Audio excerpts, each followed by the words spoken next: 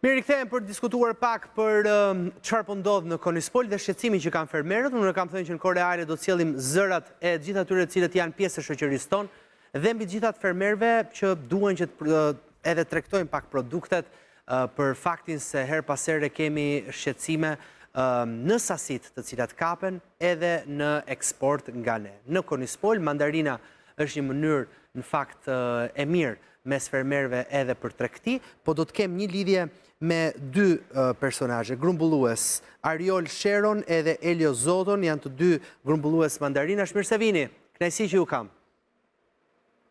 Përshëndetje. Po e nis pak me cilin do prej ju, po e nis në fakt me Ariolin me që e kam në listë të parin. Ariol, cili është problemi, pse keni një mungesë kërkese ndoshta për të marrë mandarinat e Konispolit që i keni tokat kaq shumë të mbjella me mandarine? Po. Atëherë, ka ndodhur një antireklam për mandarinën tonë të Konispolit. Ka filluar që në përfundim të sezonit të vjetshëm dhe me fillimin e sezonit të ri, filluan direkt sulmet për mandarinën e Konispolit. Ne si fermer kemi dyshime që këto janë sulme të stisura për të detyruar fermerët që të bëjnë analiza në laboratorët të caktuar.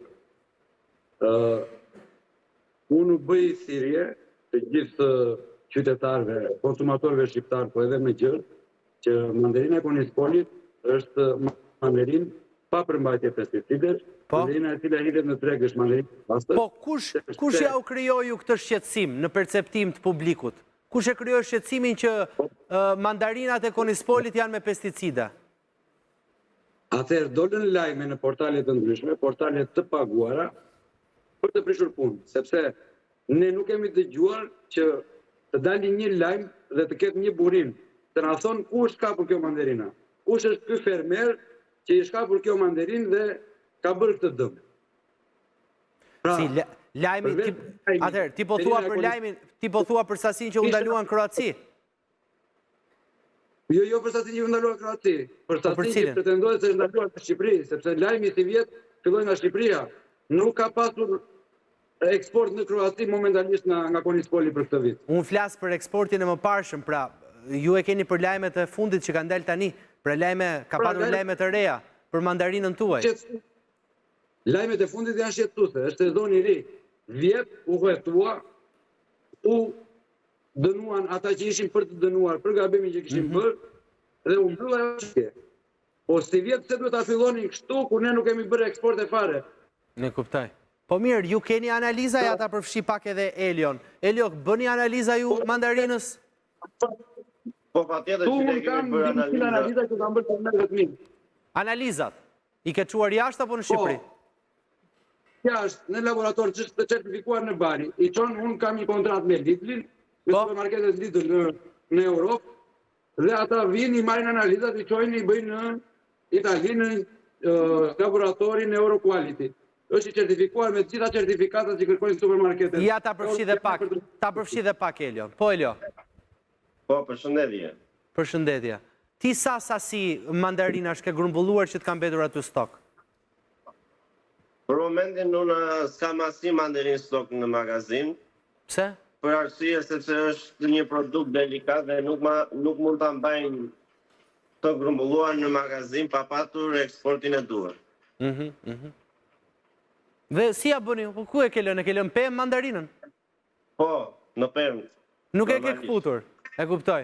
Po më mirë na sqaro se ne që smerremi me këtë zanat. Po. Derisa nuk kam asnjë kërkesë të duhur për ta eksportuar mandarinën, normalisht që mandarina në pemë do qëndroj. Do me thënë, këtë vit ju s'keni patur, ti s'ke patur fare kërkesë për mandarinën. Pse? Ke pyetur, ore pse s'ma merrni mandarinën? Kam eksportuar. Edhe kam eksportuar. Ku e ke eksportuar? Momentalisht në Kosovë dhe Maqedoni. Në Kosovë dhe në Maqedoni. Po atje ka një lloj paragjykimi që mandarina e Konispolit është me pesticide? Normalisht, sipas mediave që nxorën dhe këtë lajm, ka patur probleme për shkak të tillë që kanë nxjerrë nëpër portale, por ne kemi bërë analizat me laboratorë të certifikuar dhe të akredituar, të cilët kanë standarde të larta dhe kemi nxjerrë që mandarina jonë deri tani është brenda normave të lejuara. Po mos ka qenë, e kuptoj tani, po mos ka qenë ndonjë lloj mandarine tjetër në Konispol që ka dalë me pesticide, se tani ju flisni për çfarë grumbulloni ju, po tregtarët e tjerë mund të ketë plot. Po. Normalisht unë flas për çfarë unë grumbulloj dhe eksportoj nga pika ime. E kuptoj. Por dua të them dhe në bazë të gjithë fermerëve që nga gjitha kjo që nga nxjerrë për portale nuk është dalë akoma një lajm që ta vërtetoj 100% që kjo mandarinë është kapur tek ky fermer dhe është eksportuar nga kjo pikë. E kuptoj. Ndërkohë, nga ana tjetër, ta mbar pak Ariolin fund fare për ta mbyllur. Ariol, sa është çmimi i mandarinës këtë vit? Mandarina momentalisht po blitet me 60 lekë. Unë doja të bëja sa po e shisni? Me 60 lekë. Po shitat. 60 lekë kilja. Të gjitha dhe televizionit dhe portalet duhet jenë të kujdesshme sepse edhe sikur ai lajmi të jetë i vërtet, mund të jetë një fermer, se edhe nga patituria i kanë bërë këto gjëra, po nuk mund të marrësh në qafë një zonë të gjithë. Konispoli ka diku te 1000 fermer, janë 1 milion pemë dhe ushqehet një bashki e gjithë. Janë 13 fshatra që ushqehet nga... Po vjet, sa ka qenë çmimi i mandarinës?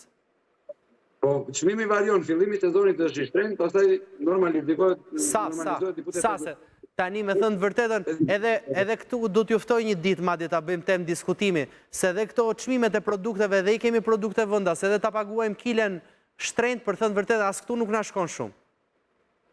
Atjetër do ishte e mirë për ta diskutuar. Nuk do të ujë 50 lekë, jo më kile mandarina. 60 lekë, jo, 60 lekë një kile mbetet për të diskutuar se nuk jam unë. Mandarina sot për sot është fruti më i lirë që është në treg. Sot për sot. Mirë, Dima, ju falenderoj që ju pata në bisedë, besoj që e sqaruam këtë pjesë, po do uftoj edhe një moment të dytë realisht që ta bëjmë këtë bisedë më të zgjeruar, se edhe çmimet e produkteve duhet që t'i diskutojmë një ditë, po në fakt do pyes sigurisht edhe zonjat që i kam në studio,